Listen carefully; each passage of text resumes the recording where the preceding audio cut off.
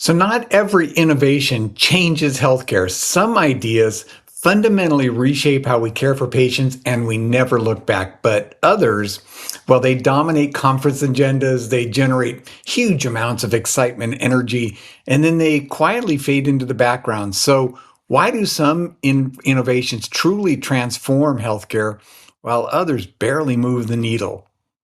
Hi, I'm Bruce Spurlock, a physician and healthcare leader committed to helping leaders and decision makers navigate change with clarity.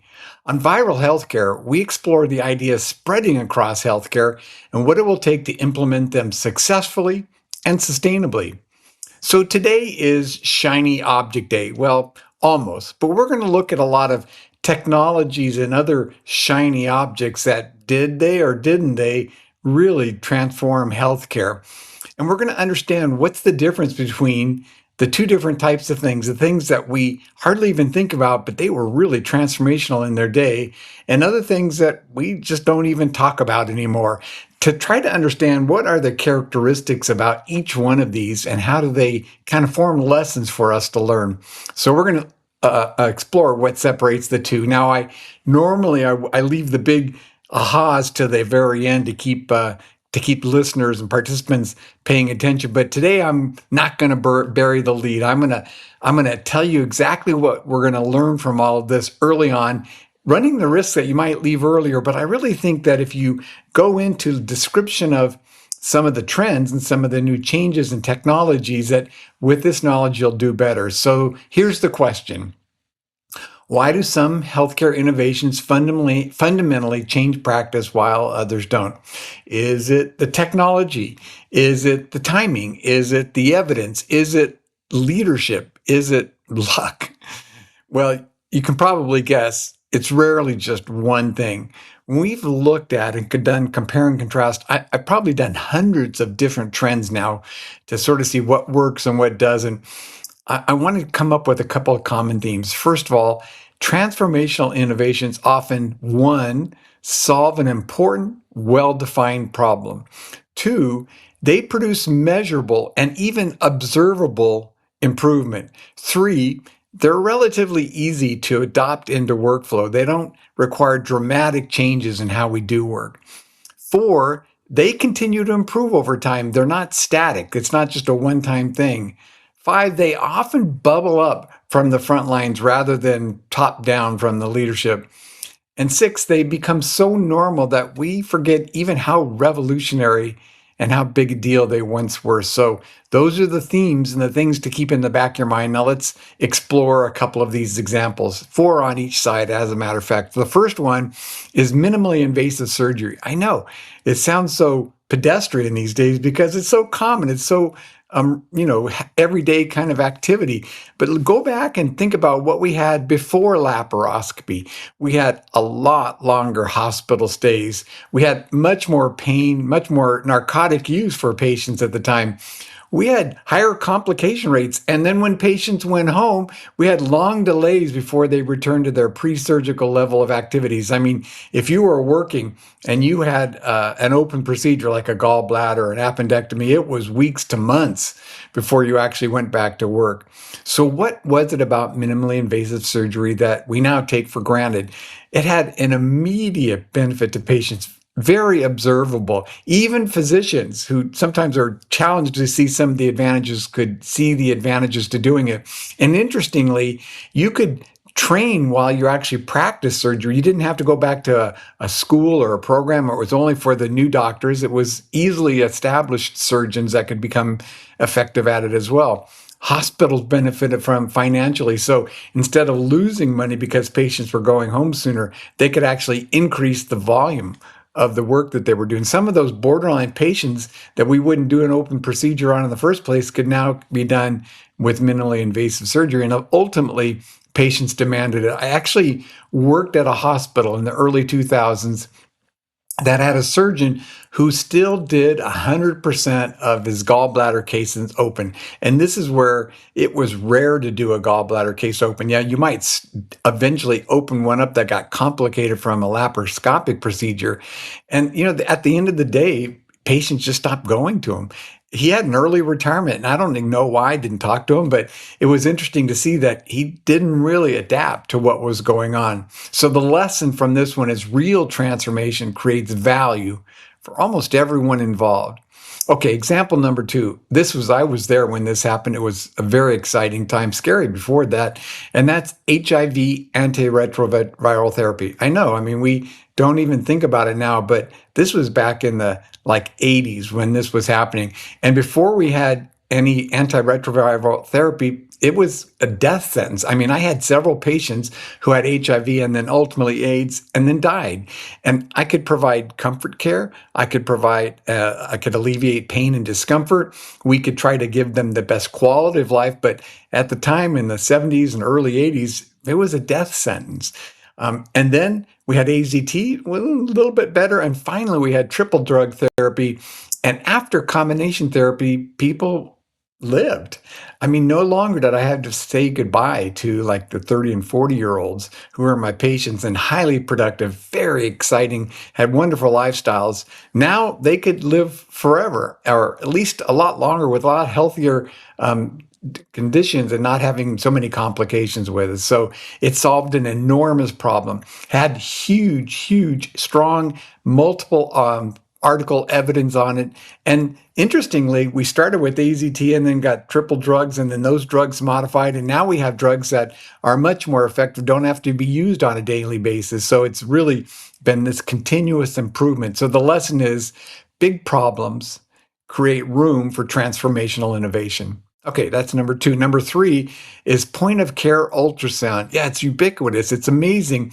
It's how imaging moved to the bedside. So in the old days, you had to hope you could have a ultrasound tech come to your patient, and maybe you had to send them to their office to be able to do that as an outpatient. Then they had to have a radiologist read the ultrasound, and then you got kind of the information, could be hours, days later. So when we took it to the bedside, we got faster decisions, better diagnosis, safer procedures, and more clinicians actually just used it. It was like minimally invasive surgery in that you could implement on-the-job training. You didn't have to go back to school for this. You might take a course or two on how to do it, but really it was one of those on-the-job training kinds of opportunities. So the lesson from this is sometimes transformation is about moving information closer to decision making. Example number four. Here's the one that's not really a shiny object. It's not really technology, or it's a collection of technology, but I want to talk about the neonatal intensive care unit, NICU, the advances that happened. So let me start from the beginning. Back in the 60s, when we started developing NICUs for premature babies, survival rates were like 5%. I mean, it was something, but it really was not very good. Fast forward in the 20s, and now we're like almost at, or in some cases, 90% success and survival rates with it. What happened along the way? Well, we had several not so flashy, not so sexy kinds of innovations like antenatal steroids, surfactant, CPAP, temperature management, tons of protocols that standardize the care in the NICU. One that started controversial and has now become widely adopted is kangaroo care with this skin-to-skin contact. Lives have been saved. Failure for each one of these was visible and correctable because, patients just didn't do well. The babies didn't do well. It was iterative improvement, innovations compounded. So this nature of, same thing with antiretroviral therapy, we didn't just stop at one. We kind of continually improved it over time. No one factor gave you 90% survival. It was this process of continual improvement that happened. So here's the lesson. Some of the greatest innovations, they never become headlines. It's just amazing. You don't go to any conferences to hear about them. So those are four really good. I could go many more examples of the ways that we've had these successful innovations, successful models, successful platforms. But I want to spend some time looking at ones that sounded good, they had the promise of potentially being transformational, but they never quite got there.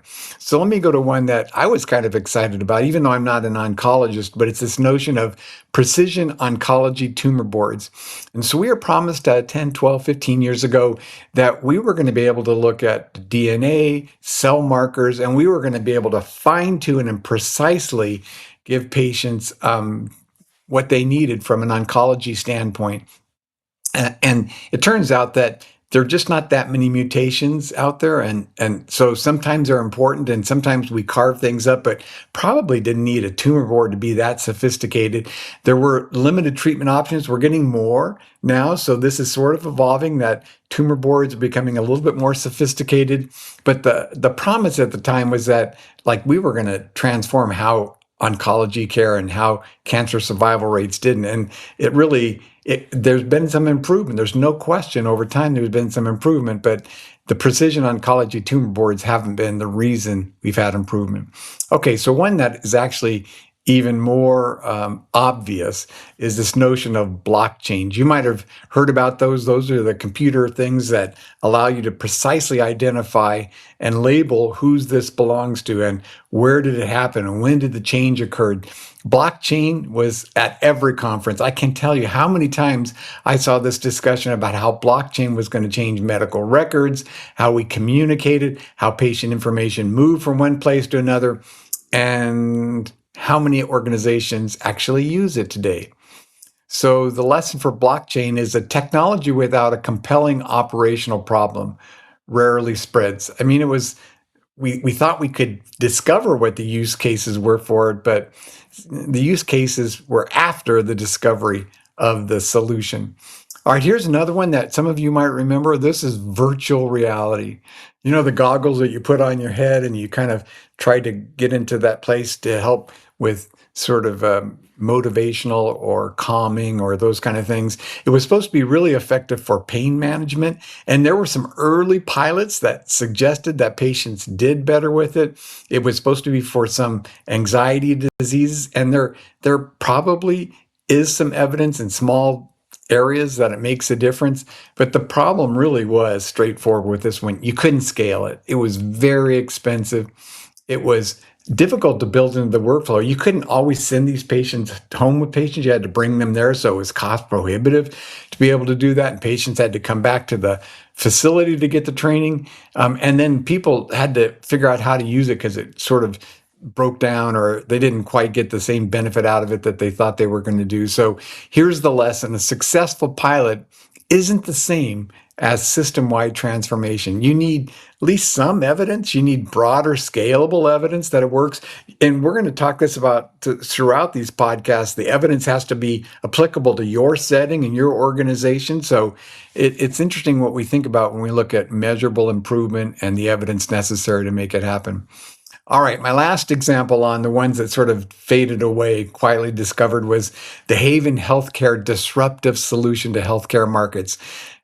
You may not even remember the name. I mean, because the name is an unusual name. You might have remembered the press release and all the excitement and energy with it. These were big organizations. They were 3 organizations: Amazon, Berkshire Hathaway, and JP Morgan, all ginormous organizations with tons of resources.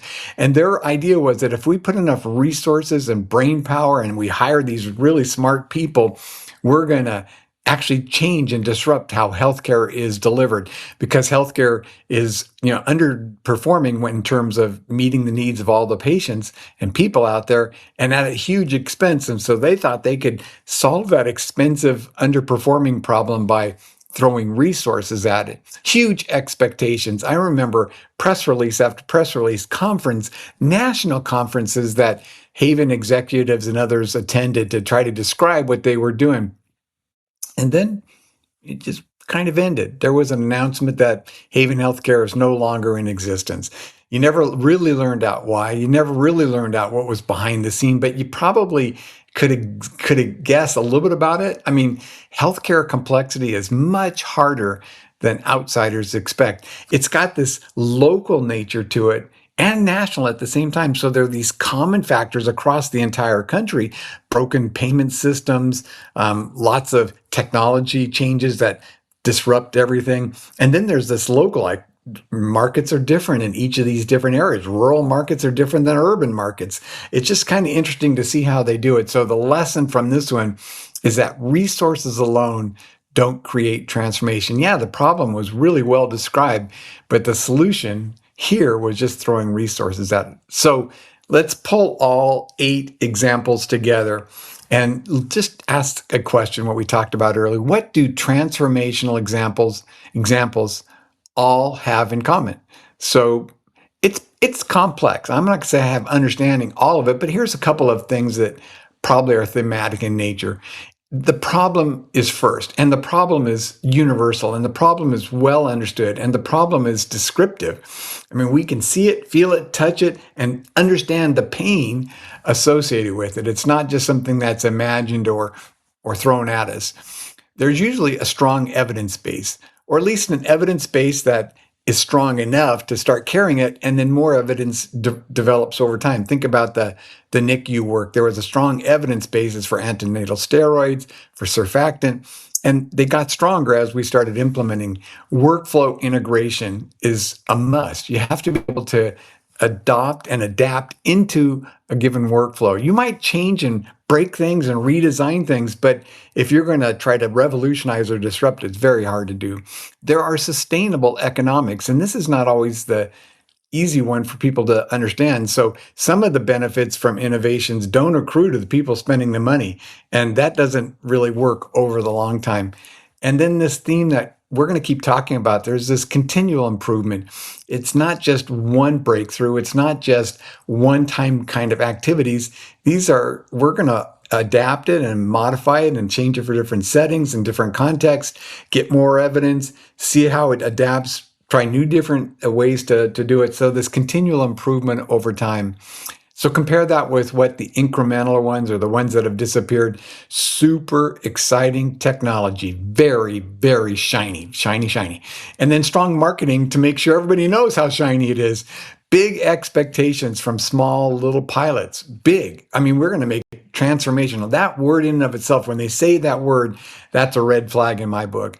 Limited implementation and then a weak operational fit. So it's the solution looking for a problem rather than the problem looking for the right solution.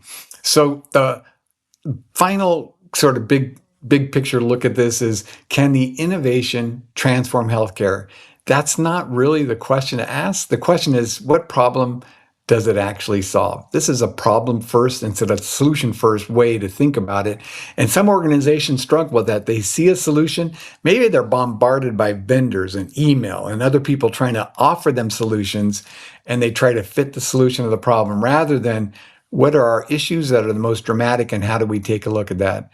And usually that's the way to start, with the problem, not the technology. So the next time you get, or you see, or you're at a conference, or you learn about a new innovation that captures everyone's attention, resist asking whether it's exciting, because it often is. It's often really fun to watch those things. Big announcements when they come out, not so big announcements when they quietly fade away.